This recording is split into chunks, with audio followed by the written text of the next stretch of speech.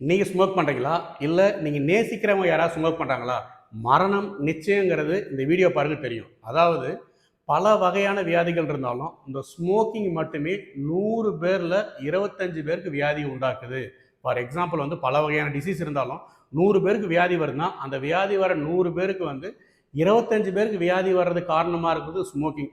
அதையும் தாண்டி 100 பேர் கேன்சர் வருதுன்னா அதில் 40லேருந்து 50 பேருக்கு வந்து கேன்சர் வர்றதுக்கு காரணமாக இருக்கிறது ஸ்மோக்கிங். இந்த ஸ்மோக்கிங்கில் வந்து தோராயமாக ஒரு 7000 கெமிக்கல் இருக்குது. அதுலேயும் வந்து ரொம்ப வந்து ஒரு கொடிய கெமிக்கல் வந்து, அதாவது வீரியமிக்க கெமிக்கல் வந்து ஒரு 250 இருக்குது. இந்த 250 தான் வந்து இந்த அளவுக்கு கேன்சர் உண்டாக்குறது ரொம்ப ரொம்ப காரணமாக இருக்குது. அதாவது நம்ம தொண்டை கேன்சர், வாய் கேன்சர், நுரையீரல் கேன்சர், பிளாடர் கேன்சர், இது எல்லாமே 95லேருந்து 98% வர்றதுக்கு காரணமாக இருக்கிற வர்ஸ்ட் ரிஸ்க் ஃபேக்டர் வந்து ஸ்மோக்கிங். இந்த ஸ்மோக்கிங்கால் வந்து அவங்க மட்டும் இல்லை, குடும்பத்தினர் மற்றும் அந்த என்வரான்மெண்ட் எல்லாமே அஃபெக்ட் ஆகுது. அதுக்கு தான் நம்ம வந்து second hand smoking, third hand ஸ்மோக்கிங்னுவோம்.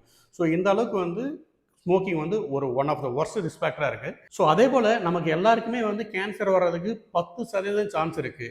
இந்த ஸ்மோக் பண்ணுறவங்களுக்கு வந்து 30 மடங்கு கேன்சர் வர்றதுக்கு அதிகமான ரிஸ்க் இருக்குது அப்படின்னு வந்து நம்ம உலக சுகாதார நிறுவனத்தினுடைய ஆய்வறிக்கை சொல்லுது. ஸோ நிறைய டைம் என்ன சொல்லுவாங்கன்னா, ஸ்மோக் பண்ணுறாரு, ரொம்ப நாளாக நல்லா இருக்காரு, எனக்கு வந்து நான் எதுவுமே பண்ணதில்லை, எனக்கு வியாதி வந்துருச்சுன்னு சொல்லுவாங்க. ஸோ இதே உலக சுகாதார நிறுவனத்தின் ஆய்வறிக்கையில் என்ன வருது சொல்கிறாங்க அப்படின்னா, ஸ்மோக் பண்ணுறதுல மோர் தென் 50% ரொம்ப இயர்லியர் ஏஜ்லேயே heart attack, stroke, cancer, sugar, பிபின்னு வந்து இறந்துடுறாங்க.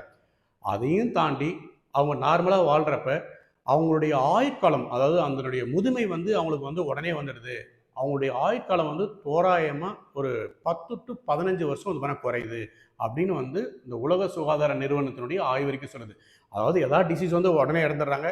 அப்படி இறக்கலனாலும் அவங்களுடைய ஆயுட்காலம் குறைந்தபட்சம் ஒரு 10 to 15 வருஷம் வந்து பண்ண குறையுதுன்னு சொல்கிறாங்க. இந்த அளவுக்கு வந்து ஒரு ஒர்ஸ்ட் ஹெல்த் ரிலேட்டட் அசார்ட்ஸ் தான் வந்து ஸ்மோக்கிங். ஸ்மோக் பண்ணுற நீங்கள் எல்லாமே ஸ்மோக் பண்ணுறதை நிறுத்திடணும். அதையும் தாண்டி இந்த மாதிரி ஸ்மோக் பண்ணுறவங்க வாயில் புண்ணு இருக்குது, முழுங்குறதுல சிரமம் இருக்குது, கழுத்தில் கட்டி இருக்குது, சரியாக ஜீரணம் ஆகலை, இருமல் இருக்குது, இருமலில் ரத்தம் வருது, யூரின் போகிறப்ப ரத்தம் வருதுன்னா கண்டிப்பாக அதை இக்னோர் பண்ணாதீங்க. அது கேன்சருடைய ஆரம்ப ஸ்டேஜ் சிம்டமாக இருக்கலாம். ஸோ அதே போல் இந்த ஸ்மோக் பண்ணுறவங்க நமக்கு வந்து ஒரு ஸ்க்ரீனிங், கேன்சர் ஸ்க்ரீனிங்னு இருக்குது. என்னென்னா கேன்சரை ஆரம்ப ஸ்டேஜில் கண்டுபிடிச்சிடலாம்.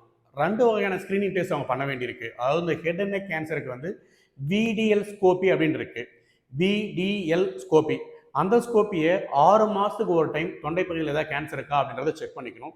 அதே போல் அவங்க எல்லாமே வந்து மிரர் முன்னாடி வாயை நல்லா ஓப்பன் பண்ணி வாயில் ஏதாச்சும் வந்து புண்ணு மாதிரி எதாவது இருக்கா, வேறு ஏதாவது அப்நார்மாலிட்டிஸ் இருக்கான்றதை செக் பண்ணிக்கணும். ஒரு 6 மாதத்துக்கு ஒரு டைமும் ஒரு டாக்டர்கிட்ட ஓரல் கேவிட்டி எக்ஸாமின் பண்ணிக்கணும்.